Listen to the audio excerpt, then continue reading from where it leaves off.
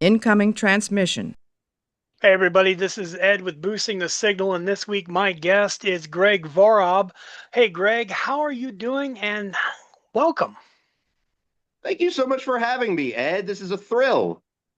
It was my pleasure. Once you had me on your podcast, it only seemed right to have, to repay. Now I don't think people will have seen, or rather heard, my appearance on yours by the time this has already been out. So for anybody that's curious about that, would you like to tell people a little bit about the podcast that I have appeared on and what that is? That one is Random Cinema with Greg and Jace, and that's VHS Jace himself, who you've had on this show, and he's of course known from the Captain's Quadrant, where you and I had sort of connected even before that, just a little bit in the chat and live. I had called in a couple times, and you're there every week. So that's Jace. We connected through there, and I I don't think I'm exaggerating when I say within 72 hours we came up with that idea for the podcast.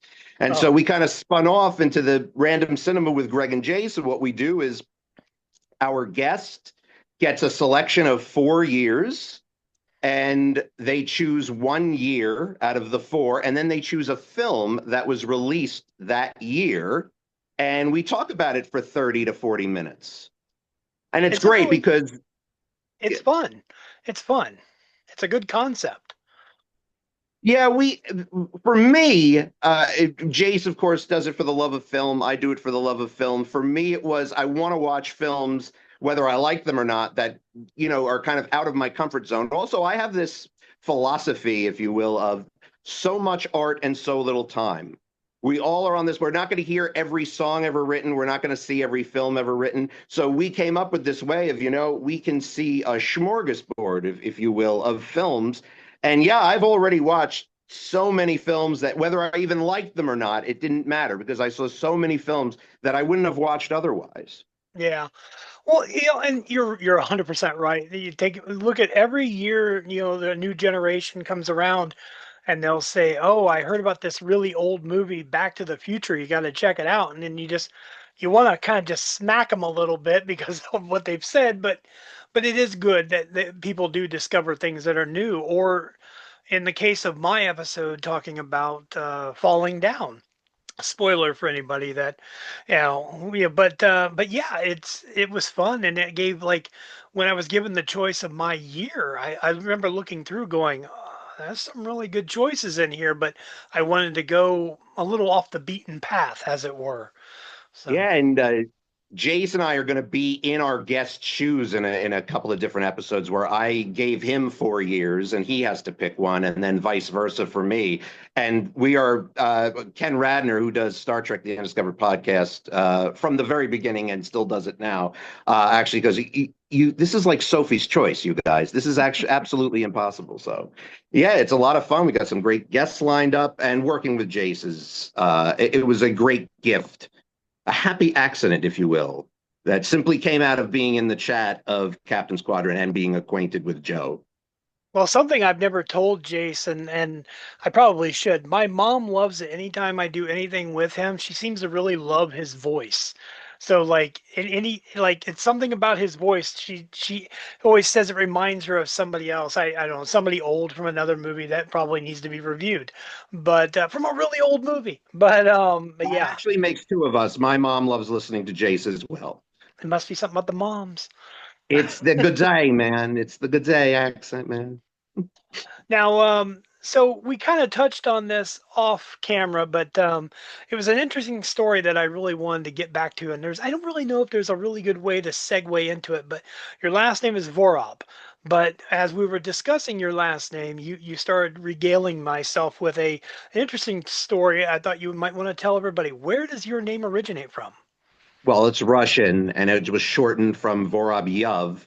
And a lot of people can't say it. To me, I'm looking at it through my entire life. Vorob, Vorob. It sounds like, to me, it seems easy, but it's people. I've been Vorob, Vorub, Vorab. I don't mind people mispronouncing it. I mind people misspelling it. If my name is in a program and I got reviewed as an actor, Greg Vorob did a great job as Friar Francis in Much Ado About Nothing. True review. So yes, we're going back to I don't know when, way before my time, because this I'm named after this man. My great grandfather Samuel Vorob, and I'm Gregory Samuel Vorob. And so Sam was, quite frankly, not the nicest guy. He was what they call a mumser. You folks can look it up. It's a Yiddish word. Take a look. He was what they would call a mumser. And he had two young comedy writer tenants in one of his many buildings. You might wonder, well, if your grandfather had buildings, are you seeing results of that fortune? Mumser. And short story. So Carl Reiner and Mel Brooks were his tenants. And obviously, with the reputation he had, when Mel Brooks wrote The 12 Chairs, which is such a little known film of his because it goes the producers 12. I mean, Spaceballs will tell you because they actually go in order in that scene when they're looking for Spaceballs. They go the producers 12 Chairs, Blazing Saddles. Well, the 12 Chairs is his second film after the producers, but he adapted that screenplay from a story. So it wasn't quite original, but it also was very under the radar. Frank Langella starred in it, Dom DeLuise, and Ron Moody, who played the main villain, whose name was Vorab Yanioff, named after my great grandfather. So the family name lives on in infamy through the 12 Chairs. Well, it's interesting, and here's the rub. Okay, so tangentially we can connect Star Trek to that because Frank Langella was in it, and who was in Deep Yeah. Space Nine, who actually chose to be in DS9 and accept no payment for being in his episodes. I love that. But that's a hell of a story. And no, I've never seen that movie. I will check it out. I will find a way. Like when it comes to Mel Brooks, I love Blazing Saddles. I don't care how politically incorrect it is, but it's I remember my wife when I first met my wife, one of the first films I ever tried to get her and my son to sit down and watch together was Blazing Saddles, which they say they don't remember, but I remember them hating it so much in the first 15 minutes they asked me to turn it off. And I thought, you did your job, Mel. You did your job, you know. So but yeah, so that's a good story. I have to check that movie out. I think when you check it out, you'll know that little connection. I think you'll. It's not a bad film, but I think you'll see why it was sort of his number two, a little bit more obscure film. Okay. But it's good. It's good. Yeah. No, no, I have, it's Mel Brooks. I have no doubt. Yeah. Now, so let me ask you this: you do the podcasting and stuff, and it is film based. I know you're on IMDb because we've had the discussions about that and stuff, and I'm very bad about going through and reading IMDb and even letterbox pages and stuff. But which are you? Do you have other podcasts that you do other outside of VHS Jace? Yes. So the actual truth of podcasting is I got into it by complete accident. I don't mean this pejorative toward any podcaster, especially the wonderful community that I know. I don't mean this pejorative. This was just for me. I'm like, I'm not going to do a podcast. I find it very self-indulgent. But I'm talking about, I'm not talking about great podcasts, but there was like literally podcasts like, Samantha speaks about flowers and just things like that. I'm like, I'm not getting into that podcast. But then the magic thing happened, really. I was a guest on a couple of podcasts. It was a pleasure to do. But what really happened was, I'll put it this way, because I don't want to get political. So first was the pandemic. So first now the pandemic's going on, and the pandemic goes on for about a year and a half to 2 years. Well, then, let's put it this way. A certain infamous date happened. And by the way, I should digress. My background is I was an actor. I am an actor, but the pandemic killed that in so many ways. And so now we're all in quarantine. And I'm watching a lot of films at this time. I'm listening to a lot of music. And of course, I'm like, yeah, it's okay. We'll be out of here in 2 months, whatever. but that magic thing that had to do with a specific date in the month of January, and it involved one of our government buildings. You know what I'm talking about, right? I have a vague recollection of it. Yes, yes. Well, that was it for me. And let's just Not like say you were that there, right? correct. Yeah, no, yeah, I didn't. Yeah, yeah. Um, Just want to clear it, that up. Yeah. it was, yeah, it was a straw that broke the camel's back. I've, acting and theater experience, so let's just say, I don't know if you could bleep me if this isn't an appropriate word. A shitstorm in my life happened because of that event, and I got together with a buddy of mine, Matthew McHenry. The name is significant. You'll find out in a moment. So he's McHenry, and I said, Matt, let's have, because we just needed to get stuff out. Let's have a one-off conversation on the result of this and how we got here. Um, and he said, yeah, I'd like that. And I had never podcast. I used Anchor. Do you remember Anchor, which was I do since remember that. yeah, which was since bought by Spotify. It's much different now. So I said, you know what? I have a buddy, John Seymour, who never spoke about political and social things that were going on that would be considered controversial, but even he, after that incident, did himself. And so I said, you know what? So he's McHenry, that's M. That's John Seymour, he's S. I'm Vorob, that's V. So we created MSV Podcast, which was going to be a one-off conversation, but it was really more let's test this equipment. Let's see how this Anchor thing works. And we'll do kind of a test episode, then we'll do the full hour and a half conversation. We'll get things out. And we had the conversation and we released it. And I was just surprised that people were listening to it. We put it out there and people were listening to it. And then people were commenting on, it's not a political podcast, not really our cup of tea, but you guys' banter is really good. Well, we decided to go on past that one-off conversation, and we did 12 episodes of different perspectives from different people, including an opposing opinions of ours, of 12 episodes of MSV Podcast. So that's how MSV Podcast was born. And you could still find those old episodes on third-party websites, but from the server, I took it down simply because I don't want to talk about politics openly anymore, but it's there. Should anybody want to hear it, it's there. But that wasn't my background. We ended up doing that out of frustration, and we were just looking to get some, kind of vent.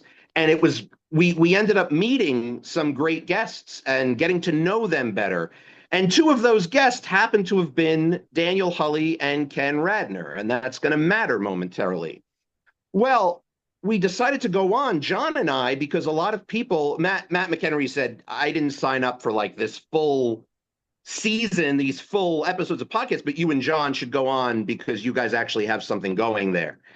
And then we went into the second season of MSV Podcast, which ended up being sort of John experimented with things he wanted to try in podcasting. I experimented with things that I wanted to try in podcasting. It went all over the place between fake universes, sketch comedy. I say that in quotation marks because some of it wasn't very good, but it was experimental. I can give us kudos that we tried stuff. That's all. And it sort of just expanded into, well, what did John want to talk about? He wanted to talk about pop culture, maybe even some silly pop culture. So he branched off into his own podcast, Bullshit Hour with John Seymour. In meeting Dan Hulley and Ken Radner, they shared with me a love of Star Trek. And I had a group, Star Trek Fans United, on Facebook. And from there, we met Dan Martin and subsequently another guy named Jesse Bailey and a friend of mine from college, Matt Millsop. So there were 6 of us. And we said, now that I do this podcasting thing, what if we start a Star Trek podcast? And we know there's hundreds upon hundreds, maybe more, of Star Trek podcasts, but we had a Facebook Messenger call on video just to talk about Star Trek. and what we loved and what it meant to us. And all of us, which at this point was 6 people, had a different perspective of how we got into Trek, why we love Trek, and why Trek was ingrained in us. And we said, yeah, this could be a podcast. And so, because there were 6 of us, Dan Martin said, then we named the podcast Star Trek Six, the Undiscovered Podcast.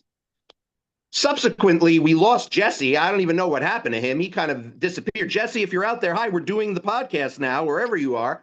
But so it started out with 6 of us, then it was 5 of us. But that was 2021, 2022. The first episode didn't actually come until 2023, where we were kind of all talk about it until Chris Hunter, Jeffrey Hunter's son, befriended us in the group. And we talked about that we were considering starting this podcast. And we were like, well, Chris wants to come on the show and talk about his experiences of growing up with Star Trek literally. So why don't we make that the first episode and get this stuff on the road? So we actually we simulcast it. We premiered on John's podcast, John Seymour. And by a couple days later, we had our own platform, put it up there, and Star Trek The Undiscovered Podcast took off. And it was started by 5 people. By the end of it, 3 out of those 5 people were left. Ken Radner, Dan Martin, and myself, and we went on, and it had been wonderful. Since then, we had Jeff Howell come on simply as a guest. I decided to step down after 3 seasons, simply because I felt like it needed somebody new at the helm, literally and figuratively, and that was Jeff Howell. Jeff Howell always thanks Ken and I for selecting him. I don't take credit for selecting Jeff. I credit that he selected himself. The show selected him. It was just a no-brainer. And now the 4th season goes on with me being very involved behind the scenes. Actually, I haven't been off an episode yet because the patrons, they actually supported a $2 a month.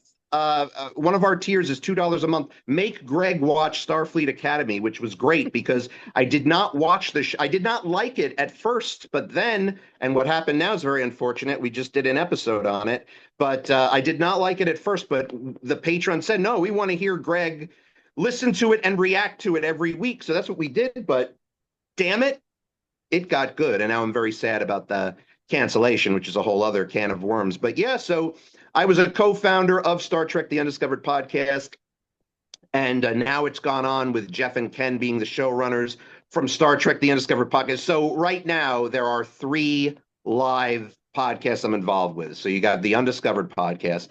Kyle Bain came on that as a guest. One of the things we did on The Undiscovered Podcast was a non-Trek watcher watches Star Trek. And Kyle Bain, if people, I'm going to give him a shout out here, Bain's Film Reviews. If you go to bainsfilmreviews.com, that my sister actually has since started writing movie reviews for as well. Kyle Bain is a brilliant filmmaker. And I don't say that biasly just because he gave my own films good reviews. He's just an excellent filmmaker. So he said, why don't you come on? This is a guy who's never seen Star Trek in his life. And he came on, and the assignment we gave him was The Undiscovered Country. We just kind of felt like that was going to fit him. And he's our biggest success story of the non-Trek watcher that watches Star Trek, because he ended up falling in love with it. How could you not after you see that movie? And if you know a thing or two about film, how can you not after seeing that movie?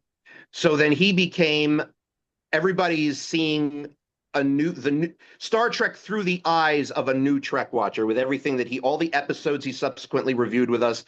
He became our resident film critic.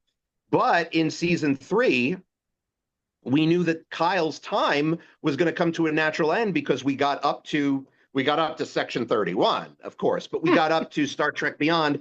That was the end of the films, and the show was changing directions. So I didn't want to lose podcasting with Kyle. So that's how Real Reactions with Greg and Kyle came to be. And that's REEL, Real. And these are movies that I select, unlike Random Cinema where the guest selects it. Kyle, we have a guest and I kind of match the guest to the film that we're doing. But I literally have a list of 62 movies. It will take us through 2029 to get through that list, and we're committed to do it. As long as Kyle and I stay friends and we're still alive, we're going to finish that list.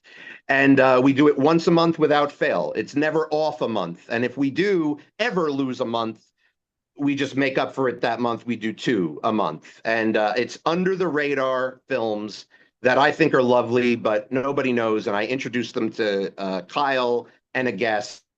And if folks go to Real Reactions with Greg and Kyle over on Spotify or iHeart, you could see the films that we've done so far. And I also think it's also amazing because Kyle, I was born in the late 70s, he was born in the 90s, and like seeing all this stuff through his eyes, especially Star Trek, was quite fascinating. I feel like if we were dropping names with Brent and Johnny, we need a bell. I could have rang the bell 87 times during that. I was like, so many shout outs. And I'm not even going to try and put all their names on the screen because holy cow. But yeah, no. And one thing I do like the idea of your random cinema type situation. Just out of curiosity, when you have a guest and you say you choose the film for them, how do you go about that process? Do you like vet them? Is there a process? If you take a look at our films that we've done on I'm sorry, on Real Reactions, Oh, wait, sorry, real reactions. I, yeah, Ed, it's, I can't describe it. And sometimes I'm wrong. Sometimes I'm wrong, but I kind of so let's look at the first episode. I had Keith Bliss as the guest. The movie we reviewed was Robot and Frank.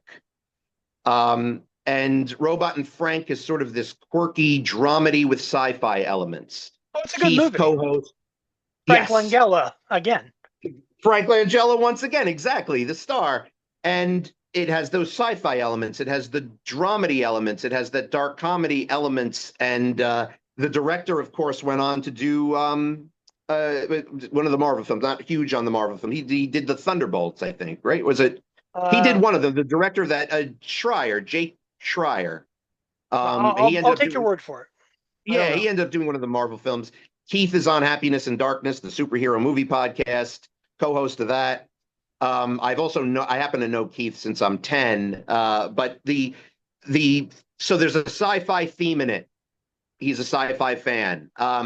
We did The Road to Wellville, which is very theatrically like a play.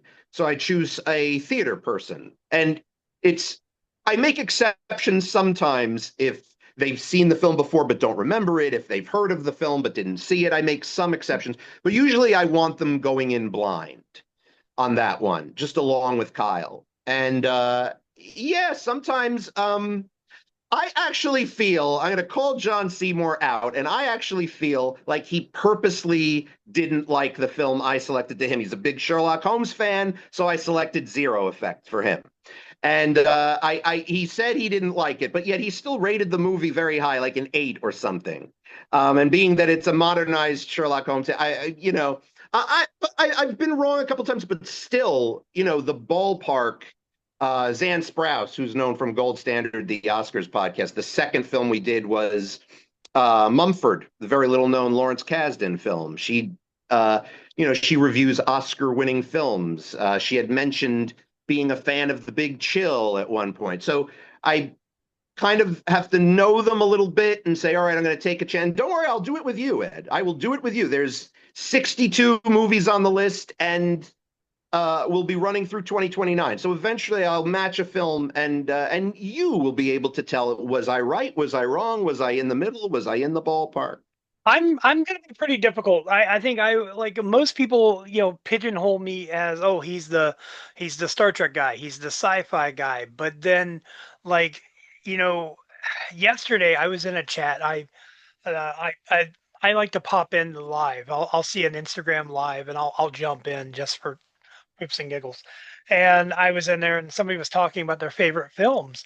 And I mentioned what my all-time favorite film was, and the chat was like, "Really?" Like everybody expects Star Trek. They expect a sci-fi film, but my top 10 doesn't even have Star Trek in it. So All right, you must tell me what your favorite movie is. Then I'll tell you we did my favorite movie on Real Reactions. I'll tell you what that is. my favorite film is Defending Your Life. It's by Albert Brooks. Um, Don't tell me anymore because that was my favorite film that I did on Real Reactions. well, there you go. I kind of had a feeling. I was like, are you really going to tell? That is my favorite film as well. So now we know the kind of wavelength. So now that I know that's your favorite film, which is bizarre, I've never met anyone else that's their favorite, that's their favorite film. This is a kinship formed right here. Before you know it, because Jace and I went in that direction of forming our own podcast, we'll form our own podcast. But that is my favorite. But now that I know that, I'm sure there will be something I can. You take a look at the list of real reactions and check I'm out gonna if. I'm gonna go Yeah, through it. There are yeah, specific films that I love that, like most people have never heard of.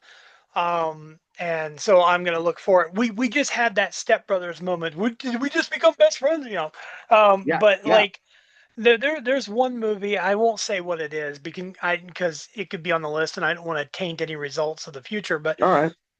there was a movie that I love so much. I saw in the early 2000s. I went to a video store and I saw it on a shelf in a local video store, and I took it home. I loved it so much. I was like, oh, I want to own this. So I went to the video store and I said, well, how much is this movie? Can I buy it off you? And they're like, well, no, it's our rental. And I said, so if I just never bring it back, what do I owe you? And they're like, and they told me the amount. I gave them the amount, said, I'm never bringing this back. And so I kept it. I still have that very version in my collection.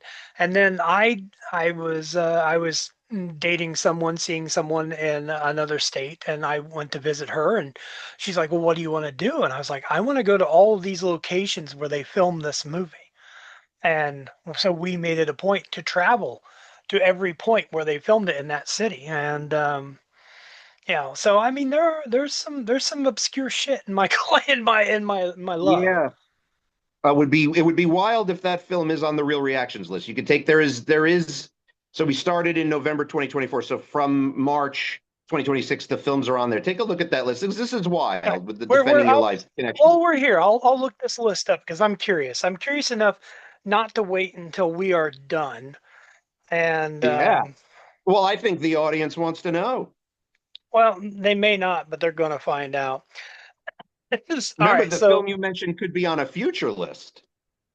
okay. So I'm on your real reactions on YouTube. So it's not on YouTube. So go on Spotify or go on IMDb to look up Real Reactions with Greg and Kyle. Because as much as because of so many podcasts that we've started or that I've started, coming up with a name is so hard that you eventually say there's so many podcasts already taken with that name. And so we eventually say, okay, how about this podcast has no name? And what do you know? A podcast would Oh, be called This Podcast Has No Name. So there are other real reactions. now I see the Defending Your Life is on there from December of Yep. last year.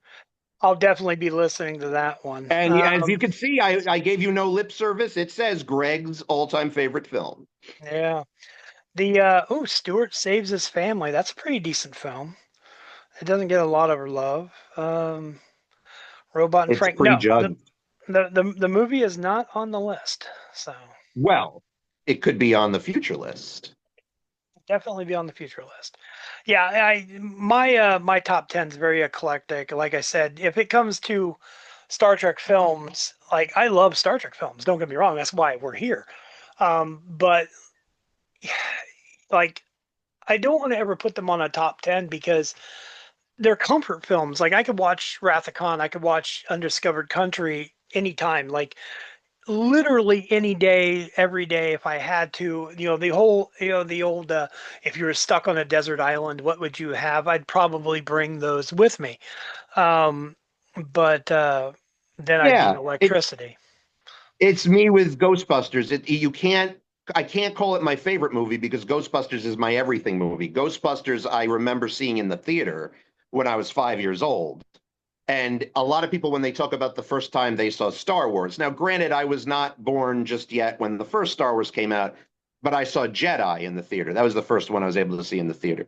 But Ghostbusters was a completely different ball game for me. I was 5. I was so small that they had to put me on a armrest so that I could see. And I still had trouble seeing, but nobody would have trouble seeing over me because I'm so small. And believe it or not, it didn't even scare me. It was just I was watching it with my mouth open the whole time, going, "This is funny. This is scary. This is exciting. This is thrill." And I'm like, "Well, this is everything a movie should be." And I'm 5. How do I know that already? And I said, "This is everything that a movie should be." And I got home. We saw it with a neighbor. My sister and I. A neighbor actually took us. I usually went to the movies with my mom or mom and dad. And I went home and Dad, how'd you like the movie? I said, I just saw the best movie that I've ever seen in my life, or probably will ever see. And I'm 5. I can't emphasize that enough. Well, he said, uh, that that film was developed by these two guys that came out of Saturday Night Live. He's referring to Murray and Aykroyd. SCTV was not Right. here, where you have the Ramis connection. But Nick at Night was showing the half-hour redacted old SNLs that Aykroyd started out on, and then we had in a deli a video rack where you can rent movies in our local deli, and the best of Dan Aykroyd was there, and we would just rent it over and over again. I was obsessed with his Julia Child and his Erwin Mainway and that's when I knew what I wanted to do. My career didn't take me in the direction of doing that kind of training that you do for SNL, like Second City Improv or Groundlings and that kind of stuff, or UCB.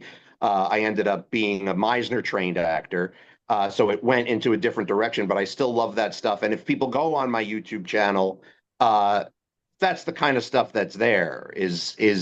I do other things besides comedy, but that channel pretty much has comedy. A lot of the guy I co-wrote it with back then, I co-wrote that stuff with it. All the same, the SNL, the Aykroyds, the Mel Brooks, the ridiculous, absurd Will Ferrell. He's very much into Will Ferrell, Adam McKay. We grew up with 90s SNL, Mike Myers, that kind of thing. Right. Yeah, it's sometimes like I'll meet people that don't really understand the gravitas that comes to names like Second City, and like I had I think it was my fifth no, it would have been my seventh episode of the podcast. I had some Second City performers on from Starship Edsel. They had done they still do a Star Trek inspired comedy improv on the Second City stage. And Yes, I that so might have been co-developed. Do you know the name Jay Chin? No, that I don't know. That wasn't an individual that was on there. I was only able to get four, no, five people from the cast. I had the director on. I had the person that was the producer, and I had three of the actors. But it was good. It's pretty good. I recommend anybody that's interested in Second City or comedy or Star Trek to always go back and check it out and give them love. Starship Edsel also they put their stuff out when they do their shows. It's live on YouTube. So if you can't make it to Chicago to watch it, you can watch it live on YouTube, and it's hilarious, and it's always pretty fun and accurate to the Star Trek universe. Um, Again, there's another bell I need to ding. Uh, so, so what did bring you into the Star Trek universe then? Like, what caught your attention and said, okay, this is something I like. So that was my parents, mostly my mom, on the Star Trek angle. I find Star Trek to be like sports. I find Star Trek to be like if you have a family that's into it, you get into it, and that's like your sports teams. So um, in at WPIX, which is a local channel in the New York metro area, would show the Honeymooners and Star Trek back to back, Monday through Friday, 11:30, the Honeymooners. And because I was such a Flintstones fan, I love the Honeymooners because Dad would say, "This is the show it came from."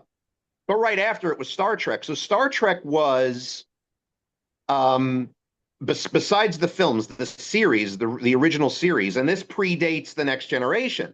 So I grew up with the original series, which is significant to say later. So Star Trek became, if I had a nightmare, they'd make me tea or hot chocolate. I would watch Star Trek, be comforted, and go back to bed. Star Trek became a show that we would gather and watch as a family. If it was, say, Friday night, I'm off for school the next day. Star Trek would be appointment TV because it was on at midnight, you know. It was, of course, on at all different times over different syndicated channels. And this is, I don't even think cable existed in our house at this time. But Star Trek became family bonding time. And one of the first films I saw in the theater was The Search for Spock. The only thing I didn't like about The Search for Spock was that it lacked my favorite character, Spock. So it was very aptly named. But so we saw that as a family, and we saw Star Trek 4 as a family. The Wrath of Khan was on a video cassette back to back with Star Wars that I would basically wear out. I remember like my after school snack watching that VHS. Um, and Star Trek was always associated as well with comfort because we'd be either in the den or in the master bedroom, my parents, you know, the big bed, you know, all watching it together, you know. Um, Comfort tea, graham crackers, watching Star Trek, you know, and my mom's side of the family. So my dad watched Star Trek and liked Star Trek, but my mom was more closer to the Trekkie, and her side of the family were all about Star Trek. Wow. So it became this thing. I went as Captain Kirk as a makeshift Halloween costume one year in school. And so by the time I was 9 or 10, so Next Gen came out and I was 8, but I was not about a Star Trek show without Kirk or Spock. That wasn't until years later when I discovered TNG. I saw episodes here and there, of course, and like they were okay, but it was really Generations that got me into that crew, and it was no longer just, oh well, the TOS crew is my guys. This was the whole thing came together, and then the whole franchise, and that's it. It's all one big thing. But for first, I was a TOS purist, if you will. But in 1989, I was 10. It was the first and only actual Star Trek convention I went to. My dad took me. We went with neighbors. George Takei was my first experience ever meeting anybody famous. He was wonderful. But Next Gen wasn't what really brought me there. It was all about TOS, so that's why it was significant. I met George Takei and Chekhov. Walter Koenig was there as well, and so it wasn't until years later that I got into everything else. But so it was a TOS in my house, and also the movies. We would go to see the movies as family as well, and then I became a Star Trek movie fan as well. But that's what led me into the other series because I'm like, I want more Star Trek. And I'm like, well, wait a minute, Greg. There's an entirely different world of series. There's TNG, DS9, Voyager, Enterprise up to that point. And I said, I'm going to watch everything. And so Yeah. so that goes back quite a ways. But I was binging things on DVD and things like that. I can't believe that ages people nowadays, but yeah. And so the whole thing became, and the infinite diversity and infinite combinations. It's also just what Trek represents, what it means, and the parables of humanity, the social issues. Yes, the politics. It's always been political. It's always been social. And I realize this is a very cliche, but I say this proudly, Star Trek nerd thing to say. But Star Trek, along with Sesame Street and all that, is part of what raised me and part of, you know, no, this is the belief system that I believe in and that I'm closest to, which is Gene's vision. We all work together to better ourselves. And you would understand it more because sometimes I have to tell people, like defending your life teaches you, it's not real. It's about getting to your best self. It's not really about your smartest self or eliminating fear completely, like that movie explores. It's getting to the best version of yourself. And damn it, Gene's vision in Star Trek was humanity. Only by our differences and embracing those differences, learning about them, and working with them and using us to learn from them and them learning from us is the only way that we can get to the version of the best selves of humanity. And I that think is you'll where, understand this if I say it then. It's like let me take a bite of that. Oh, it tastes like shit. It's like because you haven't gotten to your best self. Yeah, I exactly. and that's you're absolutely right. Star Trek, it's like there's a meme that goes around that says these are the people that taught me how to be, this. They taught me about empathy and self-reliance and everything else. And it's not to say that my parents or anyone else's parents don't do their job as it were, but sometimes Yeah. there are things that are lacking. And I will say this though, as you say sometimes in families, it's like with sports, people become enamored with whatever. I tried it with my son. My son had nothing, did not care about Star Trek. He did not want anything to do with Star Trek. I dressed him as Data for Halloween a couple of times. Did not go over, as I wanted, but I did get I got two things out of this. One, he loves Battlestar Galactica. So I take that as a win. Um, as well, like other shows tangentially that are connected, like Warehouse 13, he became a huge fan of, and we were able to experience that full of so many Trek actors. Um, but then now his husband is a sci-fi fan that I can have these conversations with. So I'll take the wins where I can get the wins. Yeah, but Yeah. but also I think it's important not to force things on the kids. Maybe that's where I messed up. Like it's like, what are we doing? Well, we're gonna watch Star Trek. But Well, our showrunner is a unique situation. Jeff Howell, the co-showrunner of Undiscovered Podcast now, he's the only one in his family. He can't get his kids into it. His wife's not into it. He grew up with it himself in his house. He discovered it himself. So there are those cases, but I know that a lot I have found that Star Trek fans were brought in by their family. But yeah, absolutely. Our parents do their best. The generations do their best with everybody, but there is television as much as people say it's TV and it rots your brain, or back in the day, or that TV can't be educational. It certainly can be, and I feel like like Star Trek and Sesame Street, literally the same ideals and the same principles come out of those two shows. yeah. So yeah, Star Trek very much taught me about just humanity living together. Yeah, Just it's good. I like that. That's it's a really good combination of things. I don't really think of Sesame Street and Star Trek in the same conversation, but you're dead on. You're dead on. the diversity, yeah, and then that's not working with aliens. That's working with these birds and these monsters and these grouch beings and these, So yeah, I have equated Star Trek and Sesame Street for a while. No, and that's a really good analogy. I like that.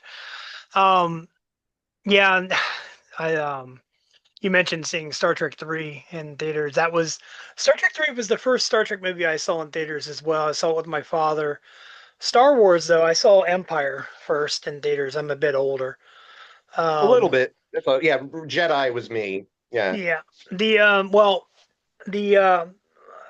episode 4, whatever you want to call it, Star Wars, it came out 1 month before I was born. So I didn't get to see it in theaters until '96 when the reissue came This around. is this is another one of those did we become best friends moments, because my mom literally saw Star Wars for the first time in its 79 run at a drive-in, and I was in her tummy.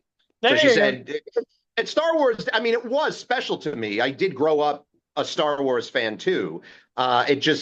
It left me after a while, but I don't deny the impact it had on the forum that we love: film, sci-fi, and just in general pop culture. I still don't deny the how important Star Wars was, but I evolved more toward Trek. Not that I think the Star Wars Star Trek feud was very manufactured in later years. It never was really there until someone on the internet, I think, said it was there. It was never really there, and then it became a great joke. But yeah, I still Star Wars was still a major part of my life growing up. Yeah. Well, anyone that is watching will know that last week's episode, when this airs, the episode prior to yours, is an all Star Wars episode. I sat down with a Star Wars fan, and we had a conversation, and kind of off the beaten path, but it gave me a chance to talk about something a little differently. But it was fun. I never understood the Star Trek, Star Wars versus. They're two different things. One's Yeah, fantasy, one is absolutely. science fiction. You know. Yeah, it was completely manufactured. Yeah.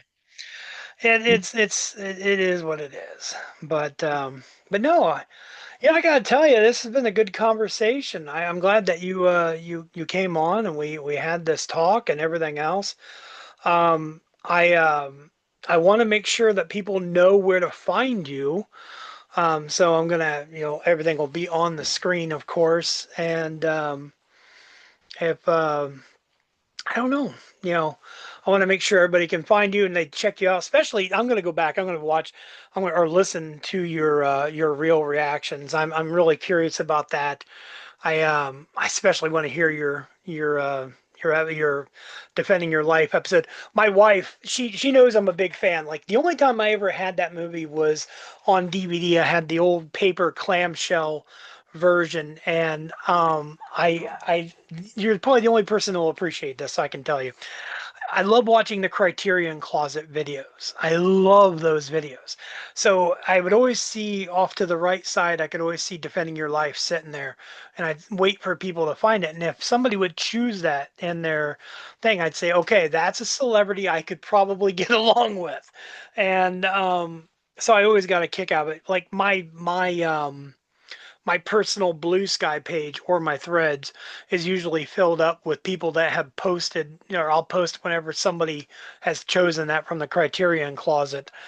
But my wife broke down 2 Christmases back and bought me the Criterion version of the film because all I had was that crappy, matted format DVD. So I hope you I own it don't in know your which one I collection. have.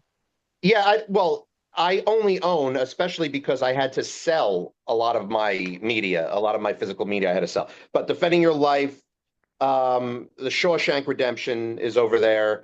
A couple of other. I eventually will want to have like probably every film I've done on Real Reactions to have hard copy. But I made sure that Defending Your Life and a couple of very selective titles are still in my physical media collection. Yeah, no, I get that. I've had to sell things in the past too. I have quite a vast collection, but it's always when you go looking for something and you realize, oh yeah, I sold that one, because it was either a rare copy or something. And case in point, I was wanting to watch Airheads recently, and I'd sold it because it's such a rare copy of a movie to have, and I was like, I don't have Airheads anymore. I was like, that sucks. And when if it's not on streaming, I don't like that. Now I'm depressed. But anyways. Yeah. But no, no, thank you, Greg, for being here. I appreciate your time. I really do. Tell everybody where to find you. I happen to have that right here next to me, as Sweet. I always do, because yeah, it's such a coincidence that I'm sitting here by my podcast table and have that. So let me spell my name for everybody. Gregvorob. So you remember that. You go on YouTube. That's where I would love people to go to check out some of my own films that I've co-wrote, co-produced, and act in. So at YouTube at Greg Vorob. That's where you could find me there. Social media wise, I'm on Instagram and Blue Sky at Greg Vorob. You could come say hi. I no longer am about pushing the social media, but you want to go on there and follow things I do? Sure, absolutely. Twitter X, I'm on, believe it or not. And it's a new account, believe it or not. That's a whole other story in and of itself on how that came to be. And that's at Vorob Greg. And then, of course, the podcasts, Real Reactions with Greg and Kyle. That's REEL. That's on Spotify and iHeart. Star Trek: The Undiscovered podcast is literally everywhere. I was the main showrunner of the first 3 seasons. There's bonus shows there that can constitute its own season. And now, as it continues in season 4, I handed the keys over to Jeff Howell and Ken Radner, who I would highly recommend you give them a shout too. They are excellent, and they have now taken over the show, taking it in completely new frontiers, and they're doing excellent. and of course, Random Cinema with Greg and Jace. Although his name for Random Cinema, if people want to look up Random Cinema, is spelled Jace because I misspelled it, and so he goes, no, just keep it. That's how they could separate VHS Jace from the other podcast to Random Cinema, especially that C stands for cinema. So that's So where they he can gave find. himself a split personality. Yes. Well, that's like for me, he's talking to me because that's what he was Yeah. pushing at the time. So it's like I say, oh, VHS Jace is on there. It's like, where is that one? Oh, yeah, yeah, yeah. He's talking to me. So, but all right. Well, Greg, stick with me a couple of seconds and we'll finish up. And I'm going to tell everybody goodbye on here. Everybody go follow Greg. All those links, everything is going to be on the screen. And if you're listening, listen to what he said and write it down and then put it in these places. And please like, share, subscribe to us and to everything that Greg is doing as well. It's appreciated and Much appreciated. much appreciated. And this time it's free for me, it's free for you, and liking is free and fun. So, all right. Well, we'll talk at you later. Can't wait.